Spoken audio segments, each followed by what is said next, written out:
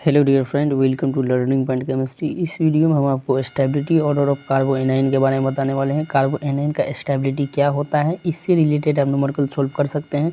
इससे पहले हम stability of free radical minus I effect plus M effect सबके बारे में बताए हैं। अगर आप नहीं देखे हैं तो जाके देखिए।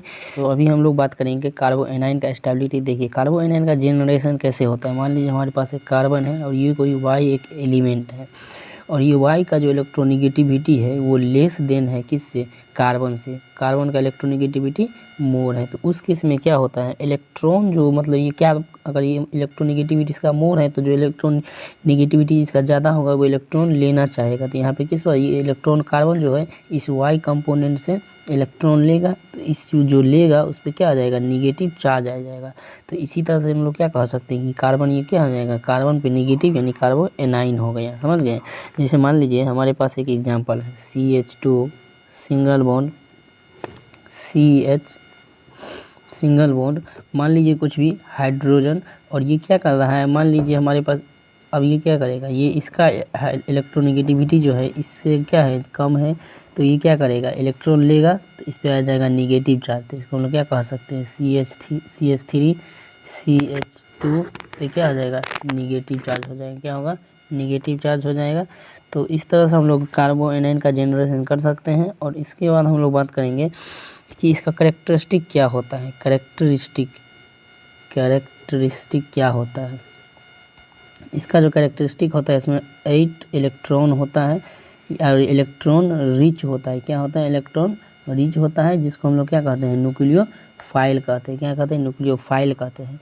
इसका जो जेड होता है इक्वल टू होता है 3 सिग्मा बॉन्ड होता है इसमें, और उसके बाद 1 लोन पेयर होता है इज इक्वल टू, इसका तो इक्वल टू हो जाएगा 4, यानी हाइब्रिडाइजेशन कितना हो जाएगा, sp3 हो जाएगा। हाइब्रिडाइजेशन कितना हो जाएगा, sp3 हो जाएगा। तो इस तरह से हम लोग कह सकते हैं कि कार्बो एनायन का जो हाइब्रिडाइजेशन होता है वो क्या होता है, sp3 होता है। ठीक है। और ये जो होता है डायमैग्नेटिक नेचर का होता है, और ये जो जनरली आपको मिलेगा वो अल्डोल कंडेंसेशन में, उसके बाद केनिजारो रिएक्शन, पिकरीन रिएक्शन इस सब में मिलेगा। तो इस तरह से आप लोग कार्बो एनायन का फॉर्मेशन कर सकते हैं। अब हम लोग बात करेंगे कि इसका स्टेबिलिटी ऑर्डर क्या होगा। इसके स्टेबिलिटी ऑर्डर की बात करें तो इसका जो स्टेबिलिटी ऑर्डर है, मान लीजिए हमारे पास एक कार्बन यहाँ पे है, इस पर क्या है, निगेटिव चार्ज, इससे 3 कार्बन और जुड़ा हुआ है, CH3 और देन CH3। ये इसको हम लोग क्या कहेंगे, 3 डिग्री कार्बन कहेंगे, क्योंकि इस कार्बन चेन से 3 अदर साइड कार्बन चेन जुड़ा हुआ है।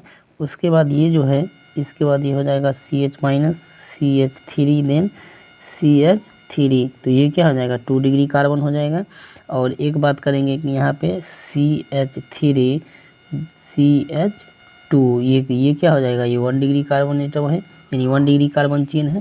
तो इसका जो, और एक ये बात कर लीजिए CH3 पे निगेटिव। तो देखिए ये 3 डिग्री है, ये 2 डिग्री है, ये क्या है, 1 डिग्री है, और ये मिथाइल ग्रुप है। तो अगर आप स्टेबिलिटी की बात करें तो स्टेबिलिटी ऑर्डर जो होता है सबसे ज़्यादा होता है किसका, 1 डिग्री का। स्टेबिलिटी अगर बात करें तो 1 डिग्री नहीं, सबसे ज़्यादा हो जाएगा इस मिथाइल ग्रुप का स्टेबिलिटी होगा।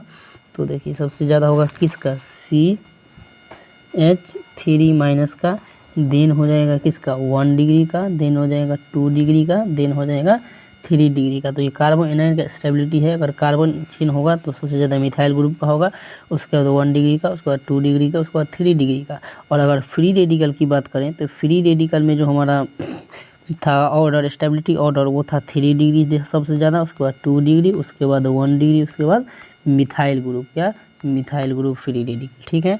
तो इस तरह हम लोग स्टेबिलिटी बात कर चुके। अब इसमें ये ध्यान रखिए कि अगर ज़्यादा पाई बॉन्ड पे निगेटिव चार्ज होगा तो स्टेबल होगा। मान लीजिए अगर पाई बॉन्ड क्या है, मोर पाई बॉन्ड है, पाई बॉन्ड क्या है, मोर है, और उस पर अगर निगेटिव चार्ज आ रहा है तो वो क्या हो जाएगा, ज़्यादा स्टेबल होगा। और पाई बॉन्ड पे, अगर पाई बॉन्ड ज़्यादा पाई बॉन्ड पे, और अगर मान लीजिए क्या है, मोर पाई बॉन्ड है, अगर मोर पाई बॉन्ड है और उस पर पॉजिटिव चार्ज आ जाएगा तो उस पर क्या हो जाएगा, उसको हम लोग कहते हैं, इसका जो स्टेबिलिटी होता है यानी अनस्टेबल हो जाएगा। क्या हो जाएगा, अनस्टेबल हो जाएगा। ठीक है। और ये ध्यान रखिए, अगर मोर इलेक्ट्रोनिगेटिविटी पे जो निगेटिव चार्ज होता है ना, अगर मोर इलेक्ट्रोनिगेटिविटी पे निगेटिव चार्ज होता है वो क्या होता है, स्टेबल होता है, और मोर इलेक्ट्रोनिगेटिविटी पे पॉजिटिव चार्ज क्या होता है, अनस्टेबल होता है। इसको भी ध्यान रखिए। अगर हम लोग बेंजीन रिंग से रिलेटेड बात करें तो मान लीजिए एक कार्बो एनायन है, इस कार्बो एनायन से अगर 3 साइड बेंजीन जुड़ा हुआ है तो इसका स्टेबिलिटी ज़्यादा होगा, यानी कह सकते हैं C6H5C- होल थराइस इसका ज़्यादा होगा। उसके बाद हो जाए C6H5 का होल ट्वाइस CH-, देन हो जाएगा इसका C6H5CH2 का हो जाएगा, ये इसी में है। तो और उसके बाद हो जाएगा आपको कितना, उसके बाद हो जाएगा वही 1D यानी CH2। उसके बाद हो जाएगा आपको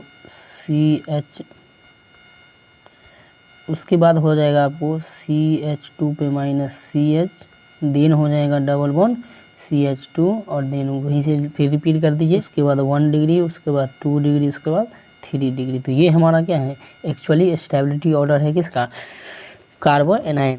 जनरली जो पूछा जाता है इस तरह से पूछा जाता है, यानी 3 डिग्री देगा, फिर 2 डिग्री देगा, फिर 1 डिग्री देगा, फिर मिथाइल ग्रुप देगा। तो अब क्या हमारी, लेकिन ये होता नहीं है, ये फ्री रेडिकल का ऑर्डर है।